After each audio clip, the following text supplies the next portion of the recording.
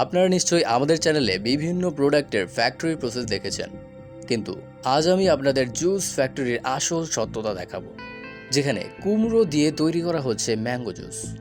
আজকের ভিডিওতে আপনারা জুস মেকিং প্রসেসের এমন কিছু অজানা তথ্য জানতে চলেছেন যা হয়তো আপনি আগে জানতেন না।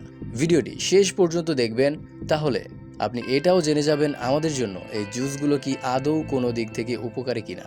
এমন মজার মজার ভিডিও প্রতিদিন পেতে আমাদের চ্যানেলটি সাবস্ক্রাইব করে পাশে থাকা বেল বাটনটি প্রেস করে রাখুন। ম্যাঙ্গো জুস মেকিং ফ্যাক্টরি, আসলে এটিকে আমের জুস বললে ভুল হবে, কারণ এটি তৈরি হয় সম্পূর্ণ মিষ্টি কুমড়ো দিয়ে। যেখানে আমের পরিমাণ আসলে থাকে কিনা তা আপনারা একটু পরেই বুঝতে পারবেন। ফ্যাক্টরিতে মাজা নামক ম্যাঙ্গো জুস তৈরি করার জন্য প্রথমে বড় বড় ফসলের জমি থেকে পাকা পাকা মিষ্টি কুমড়োগুলোকে মেশিনের সাহায্যে সংগ্রহ করা হয়। আর এই বিশেষ মেশিনের সাহায্যে খুব সহজেই মিষ্টি কুমড়োগুলো একটি নির্দিষ্ট লাইনে জমা হতে থাকে। তারপর আরও একটি মেশিনের সাহায্যে এটিকে ট্রাকে লোড করা হয়। শুধু বাংলাদেশেই নয়, বিদেশেও এইভাবে মিষ্টি কুমড়ো ব্যবহার করে বিভিন্ন জুস তৈরি করা হয়। যেমন এখানে দেখতে পাচ্ছেন, বিদেশে ছোট ছোট মিষ্টি কুমড়োগুলো সংগ্রহ করা হচ্ছে, যা দেখতে এবং আকারগত দিক থেকে আমাদের দেশের মিষ্টি কুমড়োর চেয়ে ভিন্ন। আর এগুলোর সাহায্যে পরবর্তীতে ফ্যাক্টরিতে জুস তৈরি করা হয়। আর মাজা তৈরি করার জন্য আমাদের দেশের কুমড়ো ব্যবহার করা হয়। প্রথমে এগুলোকে সংগ্রহ করে ফ্যাক্টরিতে নিয়ে যাওয়া হয়, আর তারপর এগুলোকে গরম পানিতে ভালোভাবে পরিষ্কার করা হয়। এখন হয়তো এগুলোকে দেখে কাঁচা মনে হচ্ছে, কিন্তু এভাবে গরম পানিতে এগুলোকে ধোয়ার ফলে কিছুদিনের মধ্যেই এগুলো পেকে কমলা রঙের হয়ে যায়। তারপর কুমড়োগুলোকে মেশিনের মধ্য দিয়ে কেটে নেওয়া হয়, আর এর ভিতর থেকে কুমড়োর বীজগুলোকে বের করে নেওয়া হয়। তবে এই বীজ কিন্তু ফেলে দেওয়া হয় না, এগুলোকেও ভিন্নভাবে ব্যবহার করা হয়। প্রথমে এই বীজগুলোকে ভালোভাবে ধুয়ে নেওয়া হয়, তারপর এগুলোকে 3 ভাগে প্যাকেট করা হয়। প্রথমত, অনেকেই কুমড়োর বীজ খেতে পছন্দ করে, তাই তাদের জন্য এগুলোকে সরাসরি পরিষ্কার করে মেশিনের সাহায্যে শুকিয়ে প্যাকেট করা হয়। আর অন্য প্রজাতির বীজগুলোকে পরবর্তীতে আবার কুমড়ো চাষের জন্য সংরক্ষণ করা হয়। এছাড়াও কুমড়োর বীজ মশলা হিসেবে ব্যবহার করা হয়। এগুলো কুমড়ো থেকে আলাদা করার পর কুমড়োর ওপরে খোসা আলাদা করা হয়, আর তারপর এগুলোকে আরেকবার ভালোভাবে পানি দিয়ে পরিষ্কার করা হয়। এগুলো মেশিনের সাহায্যে পেস্ট করে 5 কেজি কিংবা 10 কেজির ওজনের প্যাকেট করে সিল করা হয়। এরপর এই প্যাকেটগুলোকে ড্রাই আইস মেশিনের সাহায্যে রেখে দেওয়া হয়। এর কারণে এগুলো বরফে পরিণত হয়। এরপরে বড় একটি কন্টেইনারের মধ্যে চিনির সিরাপ তৈরি করা হয়।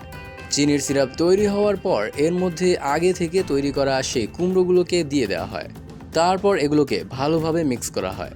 আর কুমড়োর রং যেহেতু আমের মতোই, তাই এগুলোকে দেখতে আমের জুসের মতোই মনে হয়। কিন্তু প্রশ্ন হলো, এটা দেখতে আমের মতো হলেও এর ভিতরে আমের স্বাদ কোথা থেকে আসবে?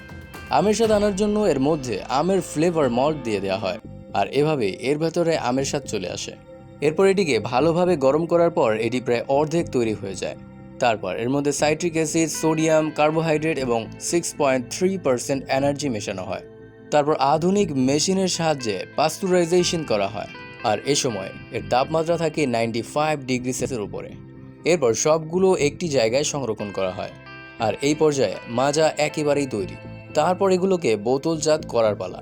তবে বোতলজাত করার আগে গবেষকরা ভালোভাবে এগুলোর স্বাদ এবং এর গুণগত মান পরীক্ষা করে দেখে।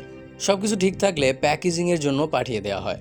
এজন্য প্রথমেই প্লাস্টিকগুলোকে 110 ডিগ্রি সেলসিয়াস তাপমাত্রায় গরম করে এর মধ্য দিয়ে দেওয়া হয়।